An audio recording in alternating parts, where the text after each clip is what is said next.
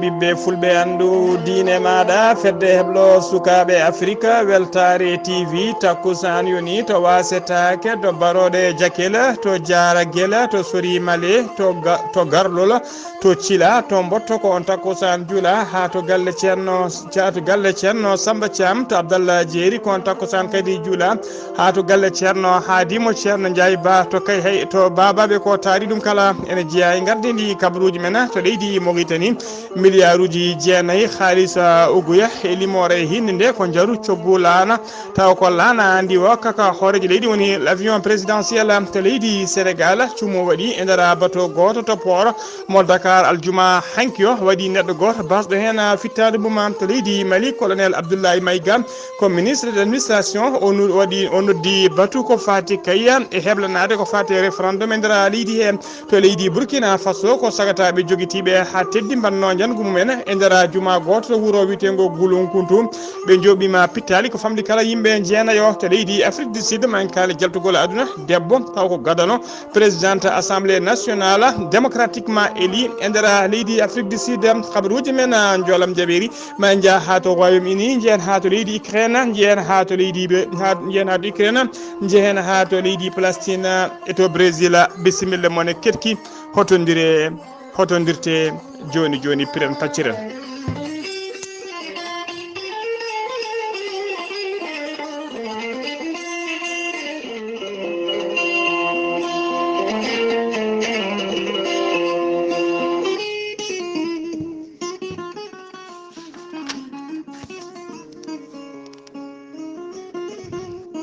ceerno jibisi ko wittiyanke leɗɗe ko safriyanke safruji fina tawa ceerno jibisi ko aadiyanke mo firtata aadi ceerno jibisi ko labdo reedu malaɗo wune jaadindo ɓalwalla e danwal kala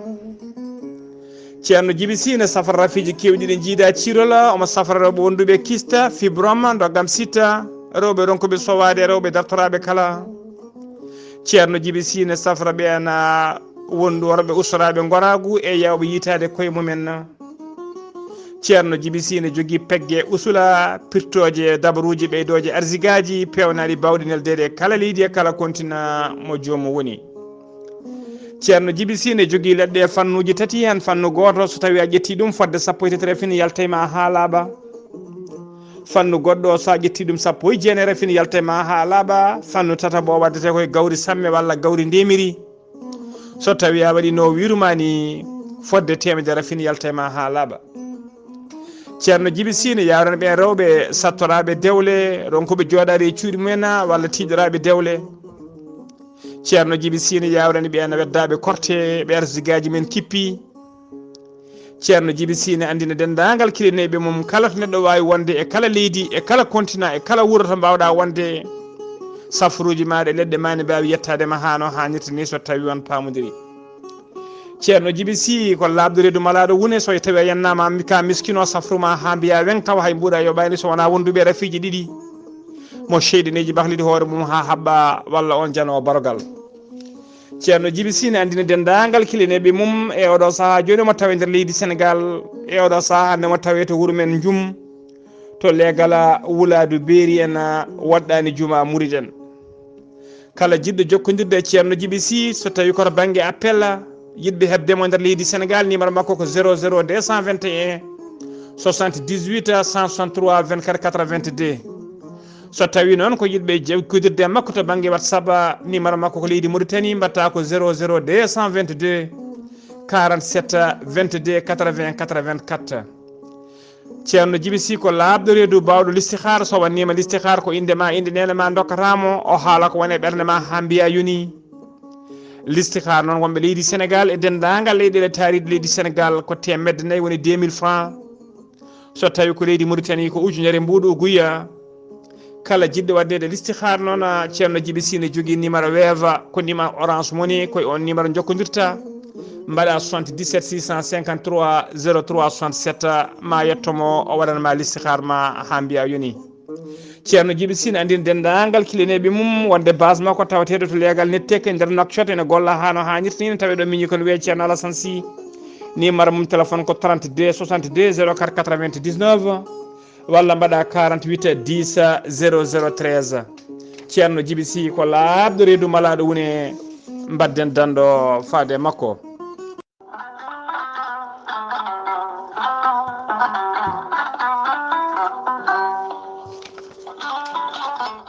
musidɓe tedduɓe funnangue hirnangue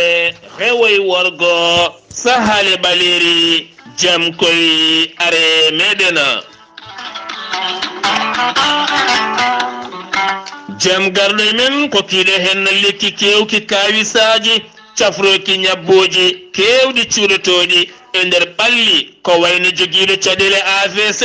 karƴaga mo ƴiƴam dogata e ɗaɗi muma neɗɗo toƴiɗo ɓandu musoro ɓandu jaaɗoru ɓandu wuloru jokkodire gorel teyya joni joni keɓa hen ko laaɓi sa yiɗi hedde siit gorel teyya janggana hoore maɗa ha ganda ñaw mo joguiɗa o mbete gorel teyya ne safra ɗuma jahata koto siit mabɓe internet a mbaɗa www.gorelteyya.com ma janggan hoore maɗa ngan sanga jokkodira e tongoɗe gorel teyya keɓa hen ko laaɓi so tawi koto Italie gonɗa jokkodirta koye ceerno Abouli mbatta ko plus 39 339 85 66 739 so tawi koto Espagne gonɗa jokkodirta koye Boy Amadou Touré mbatta ko plus 34 643 29 22 96 so tawi koto centre Afrique gonɗa jokkodirta koye Ibrahima Diallo mbatta ko 00 236 75 50 75 08 so tawi koto États-Unis de Amérique gonɗa jokkodirta koye Aboussa Kawral Fouta Business plus 1 34 77 01 56 77 so tawi koto leydi France gonɗa jokkodirta koye Haruna Ngayda mbatta ko 00 mbatta ko 00336 50 99 64 43 musidɓe tedduɓe mbaddene dando faade gorel teyya cafloro ɗena kettode kaburuji mon e ɗemngal pulaar Afrique, Asie, Europe, Amérique, Moyen-Orient, Océanie. Jam hiire mon musidɓe tedduɓe eɗen gone hoyre-biir sappo e nayyi lewru silto hitande ujunnaje ɗiɗi e nogas e tati kabaruji mon e ɗemgal pulaar e sowta he ko musidɗo mon sehil mon Ghalii Bah to karallagal ha mbawon yiide en to banggue nate ɓosoje ko miñi men sehil men Saydou Abouba ko adi kabaruji men noon jayde weltare ɓiɓɓe fulɓe andu diine maɗa fedde heblo sukaɓe Afrique weltare TV eɗen jetta eɗen jarna dendagal ɓen taw ko tambiɓe jayne de woni ɓe guila kay waɗoɓe publicité ji mumen ha waɗoɓe communiqué ji men kala nde won noon ko ɗum woni ko jogoto jayde eɗen jettaɓe noon eɗen jarnaɓe ha tengti noon ko wayno ceerno Djiby Sy en ko wayno gorilla teye en taw ko fiɓodiriɓe aadi kadi jiiɗa taji on aadi hakkude mumen e jayde mon jayde weltare ɓiɓɓe fulɓe andu diine ma eɗen jettaɓe noon eɗen jarnaɓe kamɓe dendagal ɓen waɗoɓe publicité ji waɗoɓe communiqué ji kala e sponsor uji jayde mon jayde weltare ɓiɓɓe fulɓe andu diine maɗa habaruji men ɗemgal pulaar ko leydi Mauritanie putorɗen commission des marchés du ministère de l'équipement et des transports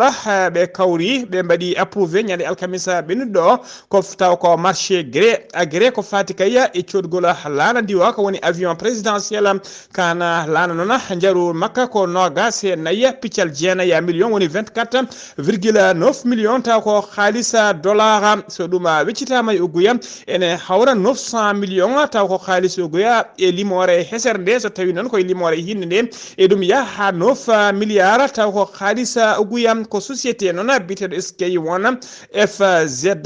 ko kañum ko société privé joɗiɗo to Émirats Arabes Unis ko kamɓe tigui keeɓi kaya oɗona marché ko kamɓe mbawata yeede laamu ngu kaɗo laana taw ko laana ndi o kaka horejo leydi e nder PV o noon ko fate coggu laana kam ɓe jañaki hen ko fati kay eno lanaka sifuri sifa lanaka ha joni kabruji men ɗemngal pulara e nder jonde jagorɗe sakitinde joɗade ande alarba minuddo jambe konjo ministre uji ɗi e laamu ngu ɓe joɗima ɓe kawri kaye ko fati e ɓeydugola kene qime ha 50% woni capanɗe joyi e nder temedere kala ko fati kay e dotation woni tigi ko rokkate e mbadi dotation ɓen taw ko mennoɓe wonde hoorejo leydi walla mennoɓe wonde premier ministre woni hoore jagorɗe e nder leydi Mauritanie ɓe kolliri noon oɗon augmentation ɗum o fuɗɗi kay ko guel ñande 2 janvier hitande ujunnaje 223 gonnen ɗum ha joni ko leydi Mauritanie keddoɗen jagorgal kalfinade ko fate jangde e réforme jangde leydi ndi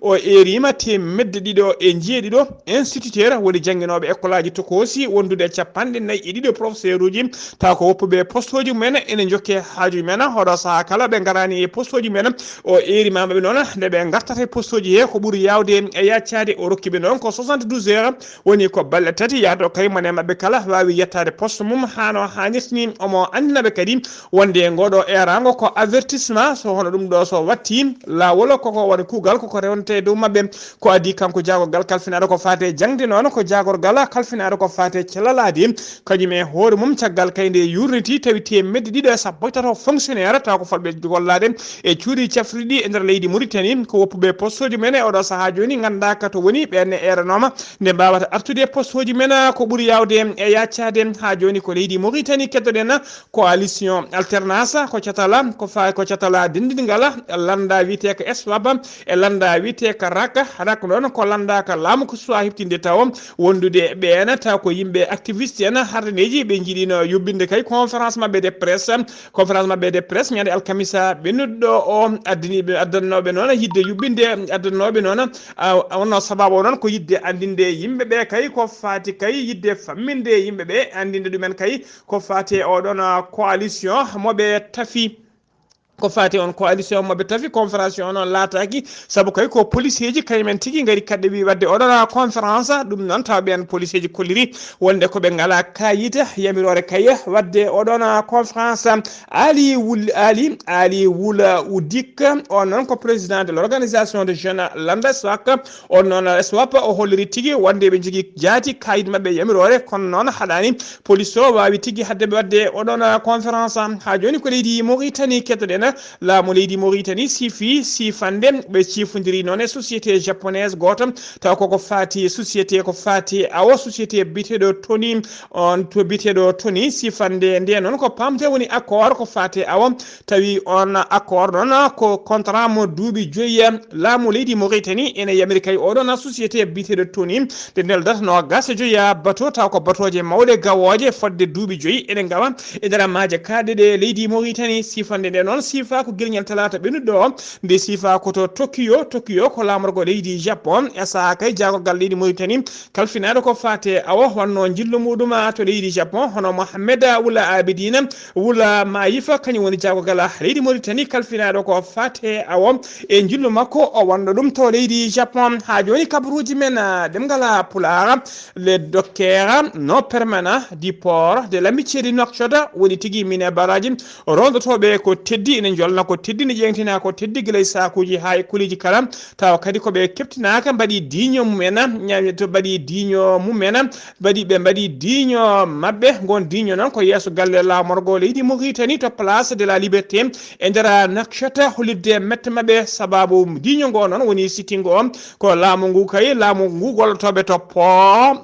pamicemo Nouakchott jaltini doggol gol doggol noon ko temedde 5 e nogasa docker woni mine bara taw koɓe laamu ngu heftini ɓe ɗacci noon fadde ujunere temedde 4 docker woni mine bara ɓen noon laamu ngu heptinani ɓe ko ɓen ɓe keptinaka noon kañumen mbaɗi diño mumen yesso galle lamorgo hollirde metti mumen namdade kadi nde kañumen kala keptinte hono noon temedde 5 e nogas ɓe keptinira kala ɓe kolliri noon ɗo e kaya e kala saaha koɓe waɗoɓe gona diño hande laamu ngu kala heftiniɓe kala ko police noon ari sariɓe ɗon sakiɓe ɗon ha joni kabaruji men ɗemngal pulaar to leydi Mauritanie seni woni commission électorale électoral national indépendant ko commission halfinaɓe ko fati sumgoji e nder leydi Mauritanie ɓe ɓayyini noon gila ñande talata doggol e brigol président ji e ɓen taw ko terɗe woni membre uji ɓen kay joɗon toɓe ɓe e nder région ngaji e nder guure e nder jokli leydi Mauritanie kala ha joni kabaruji men ɗemngal pulaar sen ummima to leydi Mauritanie koto Sénégal paɗen jehen ha to Touba ñande jamma aljuma beɗɗo ɗo ne wiyata aseta hande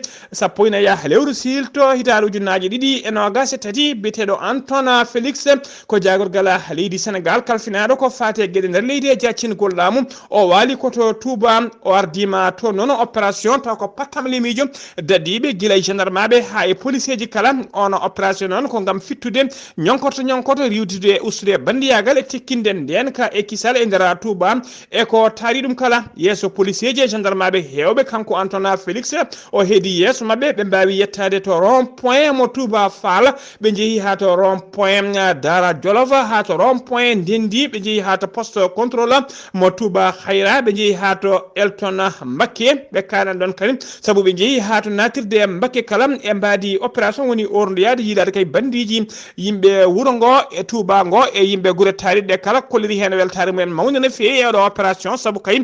ɓe kolliri e oɗo saaha kala bandiji ne tampini diwan no fewi ha joni ko leydi Sénégal keddoɗen hono mbiruɗen e gardiɗi kabaruji men aljuma hanki o sappo e tati lewru silto hitande ujunnaje ɗiɗi e nogas e tati sanga 13h woni 1h ñalawma ko cuumu kulɓinigo Allah ɓuuri hulɓinade waɗi e nder bateau goto e nder kaggulade mo Dakar woni port mo Dakar ɗum noon waɗi koto nokku biteɗo mol 10 bateau o noon ko araraya leydi Gambie woni pavillon Gambie kañum tigui weyi jime makko kanɗon oɗon bateau cumɗo neɗɗo goto noon wasi hen fittade mum matériel kewɗo kadi sumi hen ha wonti ndondi basɗo hen fittade mum o noon ene wiyetno ena omo yette Mboppo o yaranno ko duuɓi 49 o yaranno ko duuɓi 49 o sumi noon ko haw hoñi woni ko wiyete calcine koto Guédiawaye legal Guédiawaye ko toon tigui o hoɗanno ko agent de sécurité police mo port noon udditi hen losgoji mum jaajini fewi beelen ande kay holko saabi nguɗon cumum ha joni ko leydi Sénégal keddoɗen caggal kay nde accident musɗo bannoɗo to wuuro wiyetego Sikolo e nder falde Kafrine landa dawrugol wiyete ka PDS woni parti démocratique sénégalais ɓe nuldi toon c'était timmuɗo no fewi e gardugol président groupe parlementaire mabɓe hono biteɗo Lamine Thiam addiɓe to non ko feccude sunare e donade kay ɓen jayanoɓe e oɗon accident tawɓe gari koye dow yamirore e dow nulala jagal dow nulala e dow yamirore kolaɗo kuɓal landaka hono maître Abdoulaye Wade e dow yamirore e dow nulal kadi mbiri mabɓe ɗaminiɗo kay gembanadeɓe e sungoji hoore leydi Tijjani hono biteɗo Karima Wade hono biteɗo Tafsira Thioye gonnoɗo joguiɗo konngol CTO e on ñalawma huccodiri tigui e presse o yetti o jarni o duunima ɓen doctoreɓe kay dariɓe darde mumen faydinde kayne dole mumen ponno taw ko gollotoɓe to hôpital Ceerno Brahima Ndawomo Kafrina e golle paydinde kay daari e tampere mumen safrude ɓen gañinoɓe e oɗon accident koto leydi Sénégal ha joni to Tivaouane aljuma hanki o jamma accident waɗi e dow lawol nokdaw lawol pire ko pick-up goto kañum yani ha waɗi tallo barigal woni tono hay goto wasani hen fittade mum kono haɗari yimɓe jeeɗiɗo mbarmi hen e nder ɓen jeeɗiɗo barmuɓe hen ɗiɗo ene tampi sanne ko maire guetta gueɗa arɗo hono biyeteɗo Talla Bouya Ba ko dewnoɗo ɗon ko kañum tigui wawi noddude sapeur pompier en teskama noon ɓen kundinkoɓe faabo woni sapeur pompier en leeli notitade e oɗon accident ha joni ko leydi Sénégal keddoɗen Macky Sall hoɗoji guendi Sénégal o siifi décret mo tongode 2023-210 hollide kay wonde o suɓima colonel Mamadou Ndoye o waɗi ɗum général de brigade o ɓeydi marta mum ha général de brigade colonel Mamadou Ndoye noon jibina ko guila 16 août 1969 to Kaolack Mamadou Ndoye ko kañum wonno cukko commandant de brigade nationale de sapeur pompier en e oɗo saaha joni noon o laatima général de brigade ha joni ko leydi Sénégal keddoɗen jooma busuji ɗiɗi pelbodirnoɗi to wuuro witego Sikko e yontere mayne de ha waɗino yimɓe hewɓe mbasino hen pittali men ɓen patron ŋeɓe noon joom bisuji ɗiɗi oɗo saaha kala ɓe tawe juuɗe laamu hoɓe sokaɓe e mbadi mandade dépôt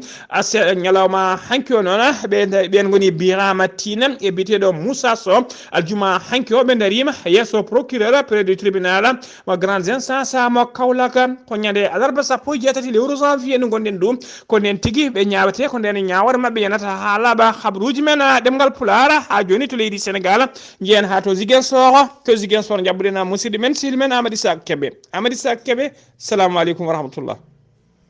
Salaam wa rahmatullahi ta'ala wa barakatuh. Ghalii Bah salmitama e dennangal hetto Weltare TV. Kabruji garanɗen ɗo e nder Ziguinchor jeyete ko to e Kafountine eɗen gandi laana awoɓe hecci hanki kanka de ko yuulima toon wanno ko awoɓe nayo hen tatude kawre e ladial ene wayno kanko Papa Sagna Mbaye ko kanko de ardi ministére de pêche wonko haali o wi ko alay sago kamɓe awoɓe ɓe kamɓe ɓe ƴettani mesure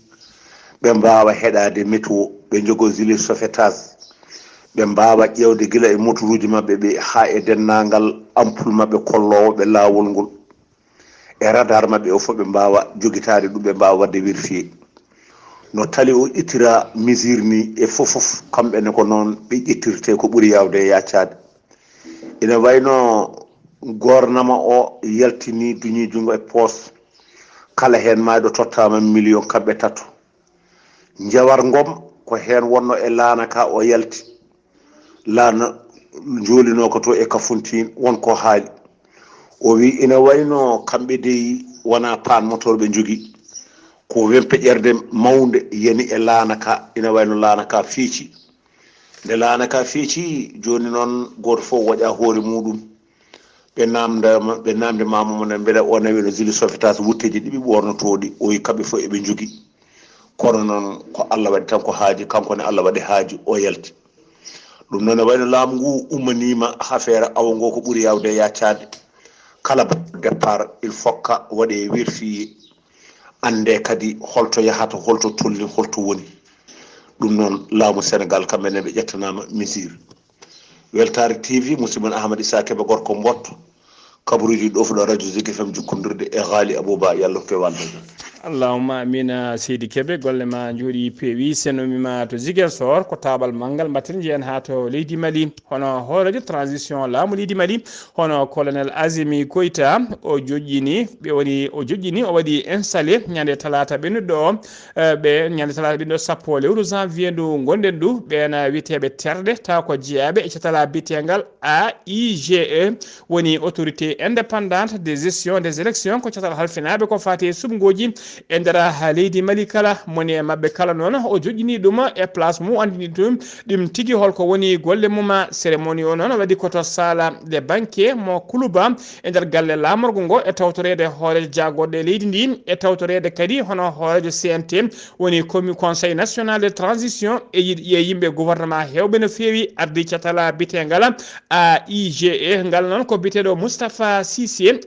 Cissé noon o fammini yimɓe catal ngal e dendagal tawtoraɓe kala teddedi e golle mawɗe nde catal ngal fawa e ngal ɗon catal ngal o ardina ha joni ko leydi Mali keddoɗen bere ben ko société mo biyeteɗo Dieynaba Dicko ardi mo woni toon directrice mum gollotoɓe oɗon société noon ɓe kolliri tigui oɗo saaha joni ɓe natti yiide kaye biyeteɗo Dieynaba Dicko woni directrice mabɓe ɓe natti yiide ɗum e gardigo société o guila ñande nogas jeeɗiɗi lewru décembre noon tekkere nde suurka hakkude mabɓe saabu ko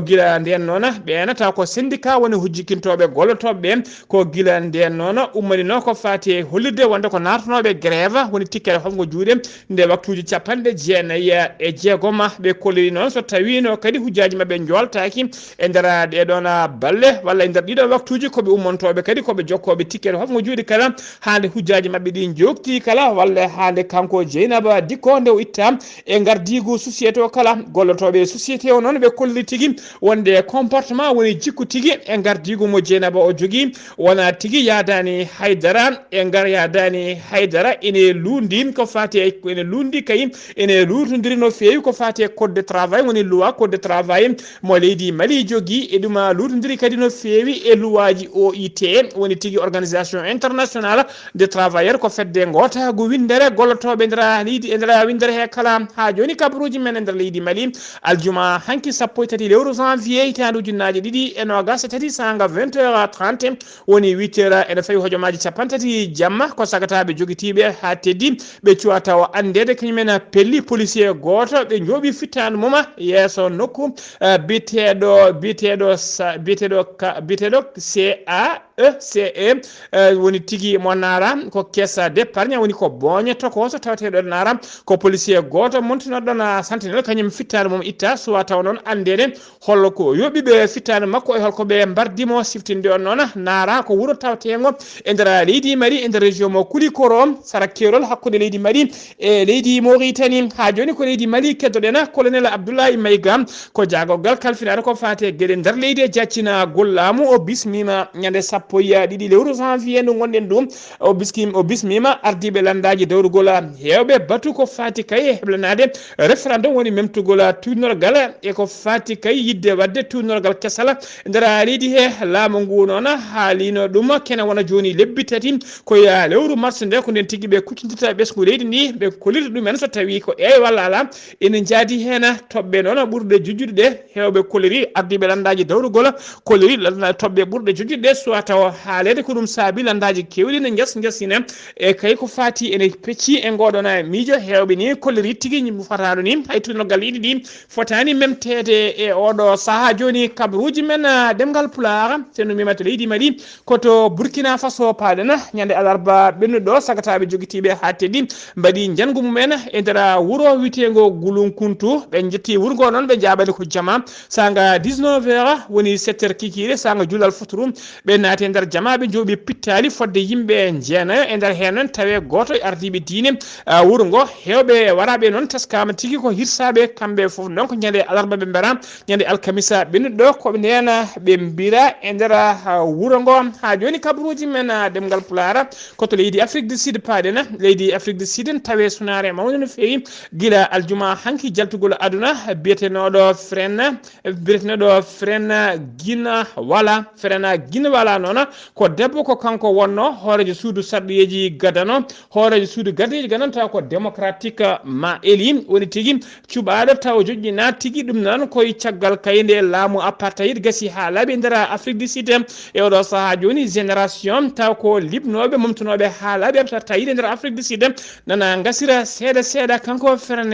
frene jin wala noon ko jaggal manggal o wonno e landa wite ka l'ANC ko 1999 ko nden tigui o suɓano o waɗa présidente assemblée nationale mo leydi ndi o yaltiri aduna ko duuɓi capanɗe jeenayyi habaruji men jolam jaɓiri koto royaume uni paɗen laamu royaume uni holliri tigui maɓe livre leydi Ukraine charuji de combat taw ko mawdi no fewi garɗuɗe jaaduɗe jamanu ɗi hinde challenger de so ɗum laatima noon royaume uni laato so waɗi noon royaume uni laato leydi occident gadandi kay livre charuji lourd taw ko ɓutti no fewi faade e leydi Ukraine Volodymyr Zelensky ko hoorejo leydi Ukraine nde o nani oɗon kabaru o moosi nofuru hollirde kay weltare makko e oɗon kabaru saabu kay ma ɗum ɓeydo tekkinde ndenka e kisal ɓeydo tekkinde kadi sembeji leydi ndi koto leydi Ukraine paɗen aseda hande o sappo e nayyi lewru silto hitande ujunnaje ɗiɗi e nogas tati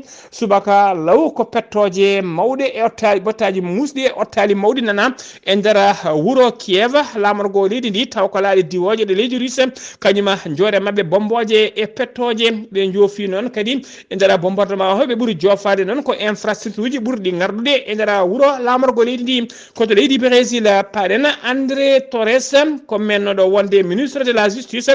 jagorgal kalfinade ko fate ñawoje e nder leydi e saaha laamu Zaire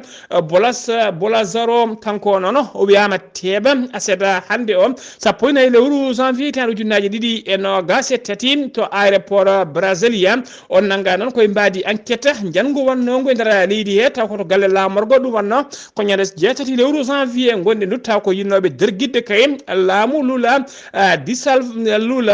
da Silva koto leydi Palestine cakkitoɗo uddeten kabaruji men palestinaɓe ɗiɗo mbasi pittali men ko waraɓe aseda hande o sappo e nayyi lewru janvier e bombardement woni redde taw ko laaɗe diwoje ɗe leydi Israël joore mabɓe pettoje to Cisjordanie occupé musidɓe tedduɓe gasi ha laaɓi ceerno ko ɗum ɗo wonno ko min tongan noon kabaruji men e ɗemgal pulaar sowto he ko musidɗo moon sehil moon Ghalii Bah to zigen sor ko Amady Saga Kebe nanganen karallagal ha mbawon yiden to bangi YouTube ko munyimen Seydi Ba Sayd Abou Ba ketki malaki jam wa jam Allah jogo on